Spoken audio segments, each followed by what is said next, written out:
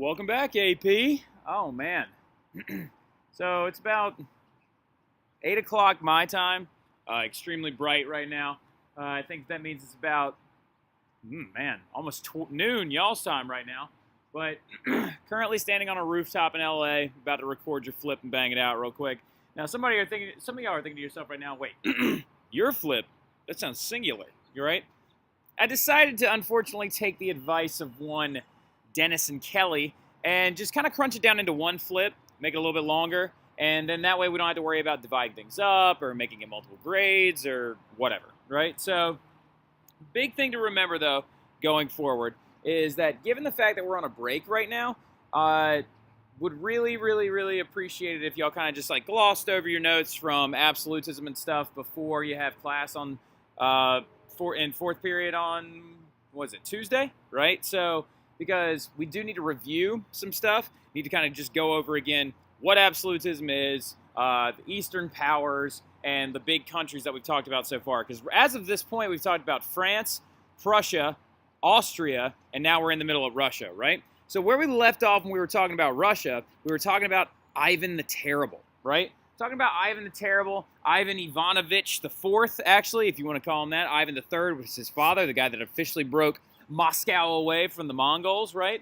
Well, some of y'all, I'm sure, at some point have been thinking to yourself, it's like, wait a minute. So how did Russia start as this little baby little nugget of Moscow, also known as Kievan Rus, how did they start in this area? And if you know Kievan, as in the capital of Ukraine, right? So how did Russia start as an area known as Kievan Rus and began to break away and further themselves and now extend their borders into what is now currently the largest country in the world? Well, a lot of it has to do with this guy. So his father, Ivan IV, did do some major things where he actually broke Moscow away and started the Kievan Rus area. Just jot down the word Kievan Rus somewhere. Kievan Rus. All right, so Kievan Rus. Now, Ivan the Terrible, though, sends the throne at 3, mother is poisoned at 8, crowns himself Tsar at the age of 16. Right? In the most obnoxious ceremony you've ever seen, we talked about it in class, where he's like, the crown is being descended down upon his head, and servants are pouring giant buckets of gold all over him, and he's being showered in his wealth. Ugh. It's a good way to do it, I'm not even going to lie. I don't think I could have even thought about that. And I think that was Kate Miller. I was like, wouldn't that hurt? And I was like, probably, yeah. But Ivan's big thing is he's going to push the Mongols all the way back to Mongolia, creating the sizable Russia that you know today. And he does this in a lot of different methods, right? He does this by enforcing new servitude of the nobles, right? Because you got to check their power. He does it by taking advantage of these wild mercenaries known as Cossacks, right? Cossacks. We'll talk about them in a little bit as well.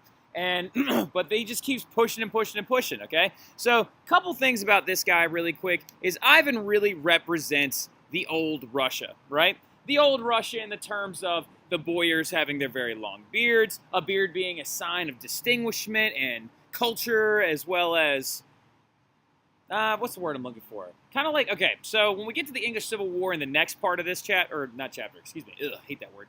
When we get to the English Civil War in the next part of this unit, right, we'll talk about, how the Cavaliers under King Charles had long, luxurious hair because it showed their wealth, right? Well, the Russians having long beards was a big thing about that, too. It was a very big-time Russian tradition for wealthy, elite men to have a very long beard, right? They also wore these very, very long robes, right? Very ornate with all these different styles embroidering on them. Some of you are like, why is this important? You'll see, all right? You will see. Because I just want you to remember the image of Ivan, all right? So, but now let's keep on going, though. But really quick, we haven't really even got to, why he's called the Terrible, right? Because the death of his wife changed absolutely everything. His wife was apparently his one true love. Gave him, I think it's upwards of either 7 or 8 kids, right? I think it's all girls except for one boy that only lived to be a year old. He died in infancy. And then he had 2 sons, Fedor and then Ivan V, okay? So Ivan V, being the oldest, was next in line to take the throne, okay? But apparently the untimely, very tragic death of his wife really changed his mental capacities, if you will, right? So he was then following that prone to extremely violent outbursts of rage, very audacious acts of violence. Like, for example, St. Basils Cathedral. Oh, I got to show you this real quick. So St. Basils Cathedral is a good example of that, right? So St. Basils Cathedral. So St. Basils Cathedral was actually built under the reign of Ivan. It's the very famous Russian church that a lot of you have probably seen or know of very well. It's the one that looks like it's got ice cream domes at the top, right? This guy right here. Well, that was actually built under Ivan's reign, okay? So following the death of his wife, that structure was actually built after her death. And this is a good example of how, like, he just mentally was so messed up. According to legend, okay? According to legend is that the architect of St. Basil's, right, was like, oh, Tsar, are you impressed with my work? And he said, I am, actually, yeah. Do you think you could ever build one of those ever again? And he said, oh, yeah, probably, as long as I got these eyes, right?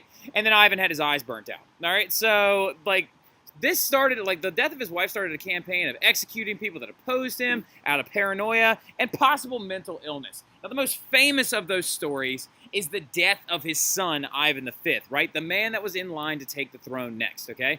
Due to the fact that he actually, apparently, according to legend, was sitting down at supper with his sons and their wives, as well as some of his daughters, right? Now, the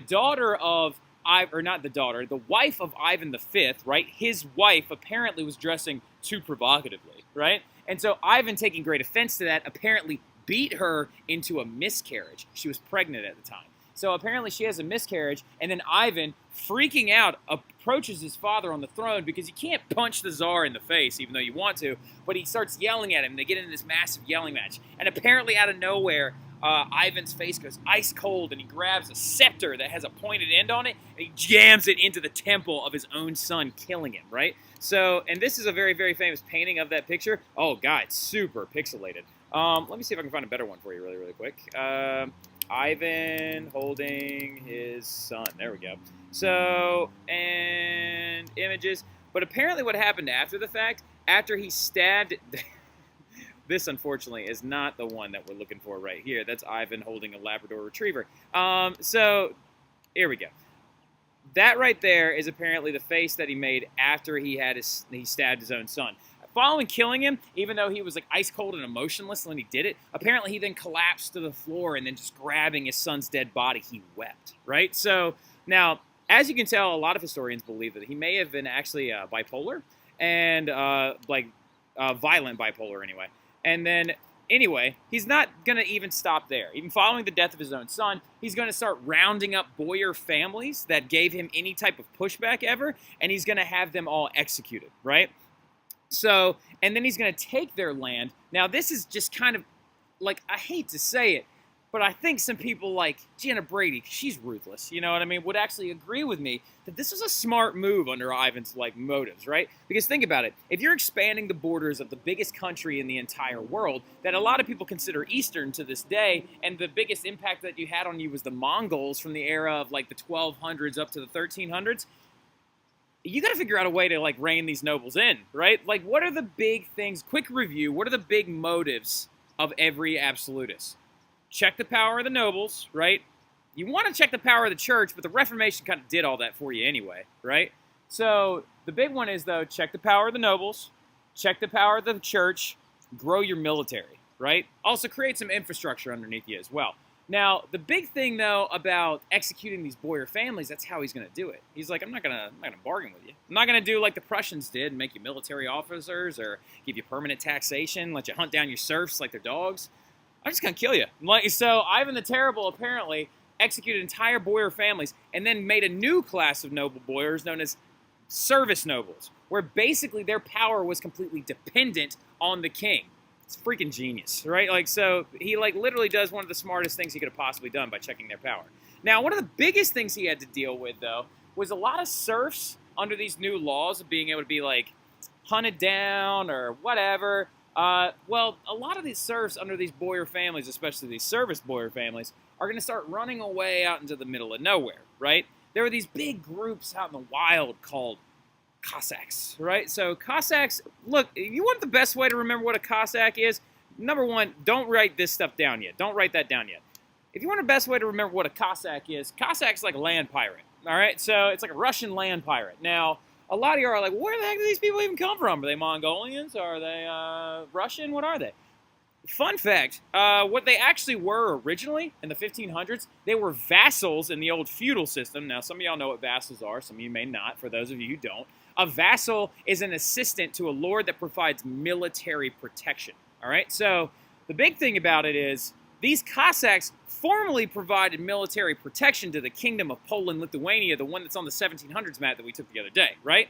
Now, following the disintegration of the feudal system and the limited need of a mercenary army, because many of these people are growing armies and professionalized armies and country-based armies of their own, right? Just like Louis did, just like Frederick the Soldier King did, right? All those guys, the Cossacks begin to kind of disband and go out into the wilds of Russia, right? So what Ivan had to deal with originally at first was a lot of these serfs were running out there to join up with him. Now, Ivan's going to be faced with two problems. I have two options. I can fight the Cossacks, or I can use them, right? So what he does is he's like, all right, first and foremost, I got to stop my serfs from running away. So he forces a new standard that serfs are also servants to the Tsar himself, right? Due to that, they are now not allowed to run away from, much like in Eastern Europe, much like in Prussia, they're now not allowed to flee their land. They must actually say, sorry if I keep looking around, it's like, it's beautiful out here. Like, it really is, like all the palm trees and stuff. So ironically enough, I'm talking about Russia while standing in LA. Now, it's squinting one eye because the sun's so bright. Now, anyway, but getting at it though, he forces a new standard where it's treasonous to flee your land, much like the Prussians made the serfs have to like sit there and weren't allowed to leave, just like the Czechs called them robotniks, right? Slaves to the lords. So he forces a new standard. But what he does, write this down. Some of y'all already wrote that down, but I need you to write something about the Cossacks real quick. This is genius. This all has to do with border expansion, right?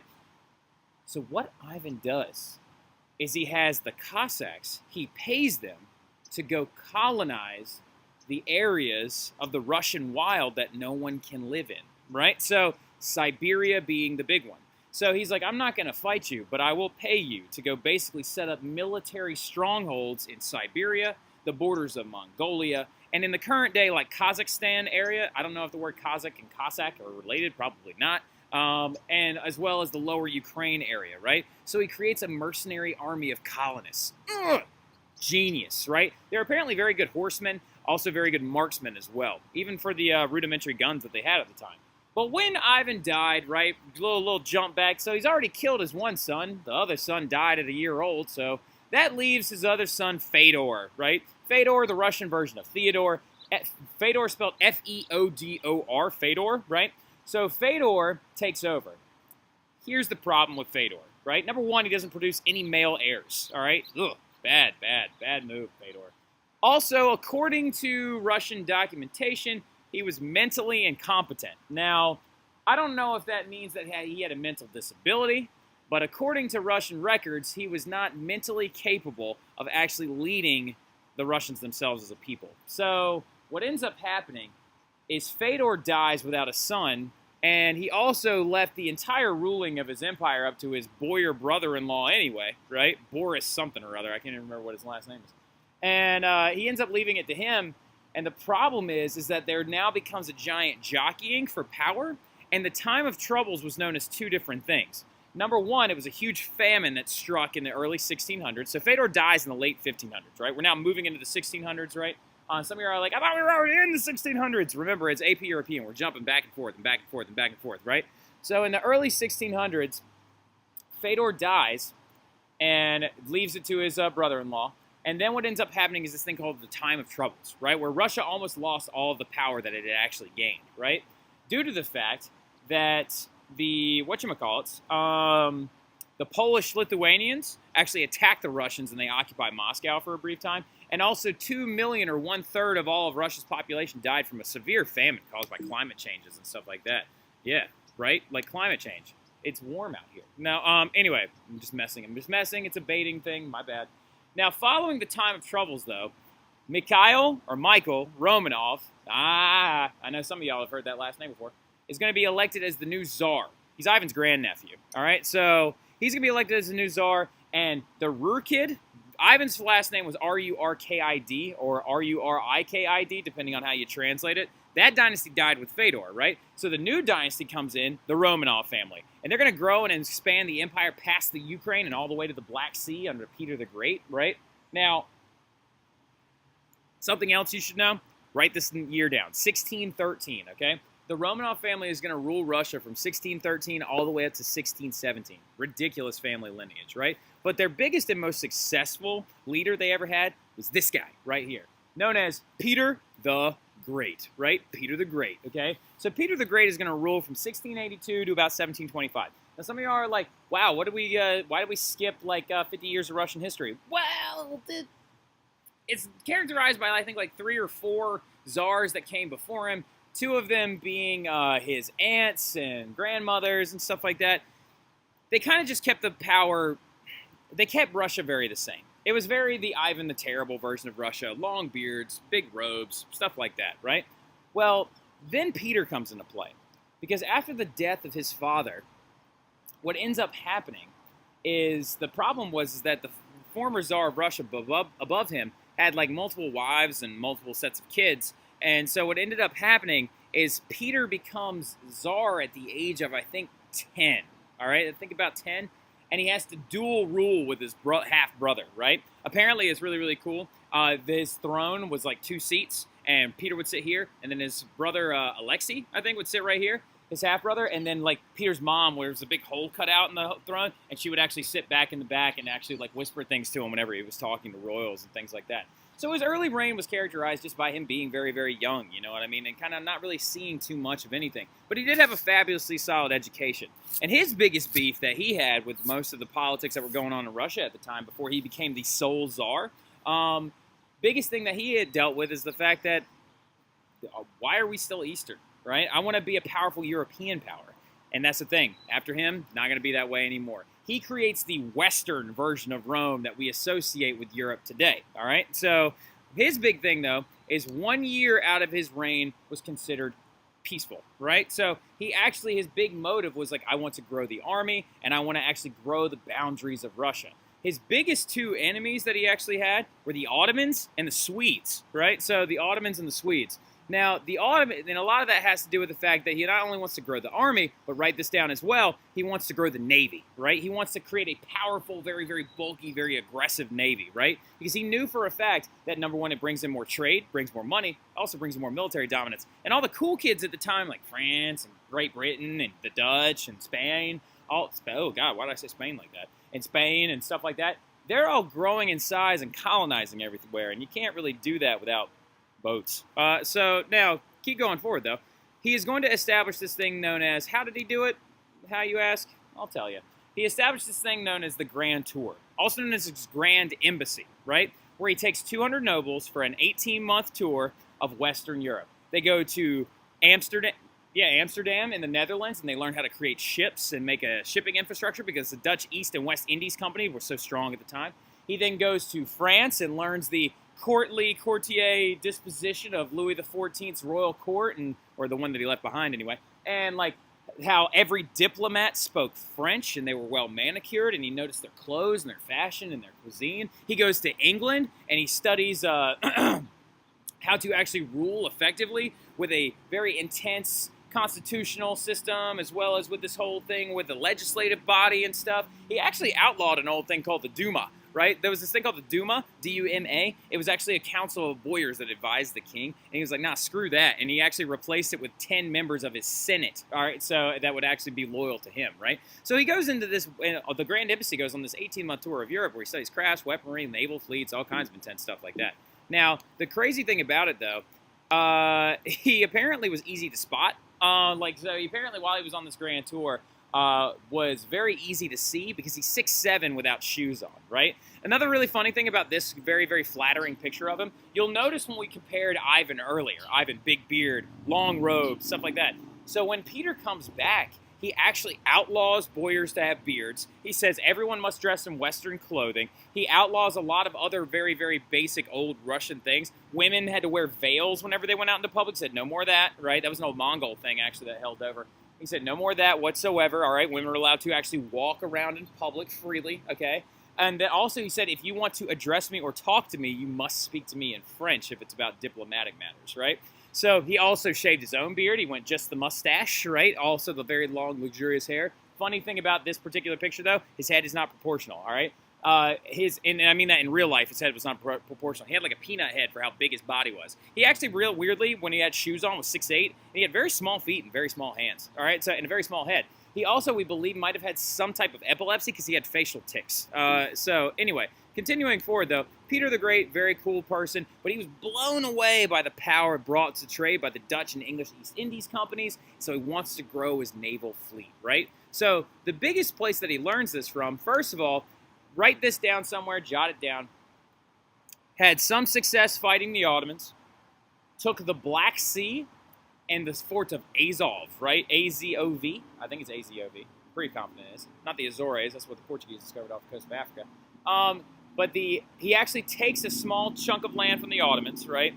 And then he decides to go on and fight the Swedes, right? Under this guy named Charles the 12th, I believe. Now, Charles, their king, Peter learned a ton of stuff from a war that he actually lost up front, okay? So Peter decides, I'm going to go after Sweden because they're in the north, close to the Baltic Sea, right? So if I'm going to be able to create any type of trade infrastructure, I need to go north to where Sweden, Finland is and be able to go through the Baltic Sea. Grab one of your maps real quick and find the Baltic Sea on there. You'll understand what I'm talking about.